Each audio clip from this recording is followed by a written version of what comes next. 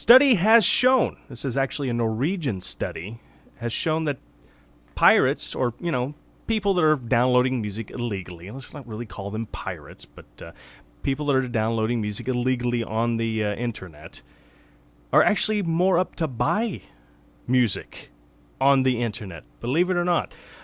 This research actually came, they actually researched about 1,091 people. This was in November of last year. And the Norwegian research actually shows young people between the ages of 15 to 20 years old are the most active in downloading free music. So they're the most active of getting it illegally.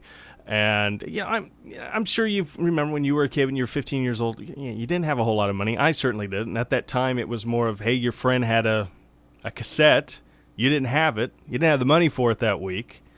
And you went and, dubbed it from your friend, so at least you could have the album. And eventually, if you really liked it, you went and bought the album with your allowance money. At least that's what I remember doing.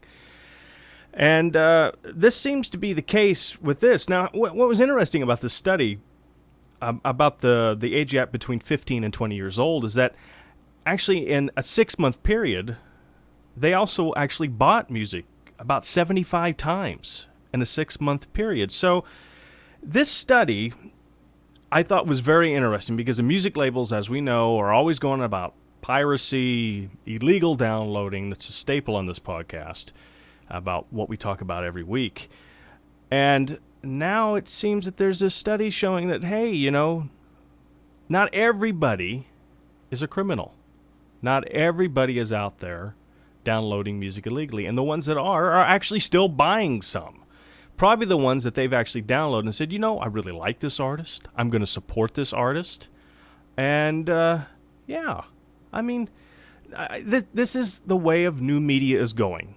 And I said last week's podcast that that's just how it is. Piracy has been around forever, especially in the music industry, And the internet is just another big bad boy that's on top right now. What the music industry needs to do is they need to, instead of fight this new media, or to actually physically fight the customers, embrace it. It's there. Your customers are there. Not everybody is downloading illegally. Now, there are some.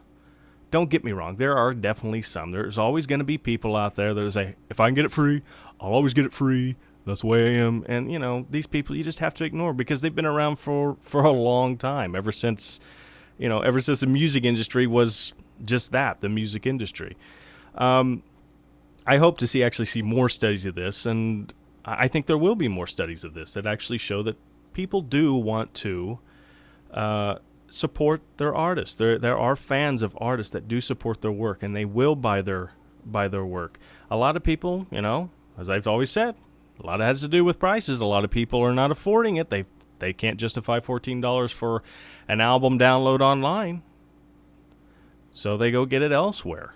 And I think if the price comes down, as I've always said, if the price comes down and the content is easier to get, then there should be no reason why that all this can't be really embraced even more. And hopefully the industry will see that not every consumer is a criminal.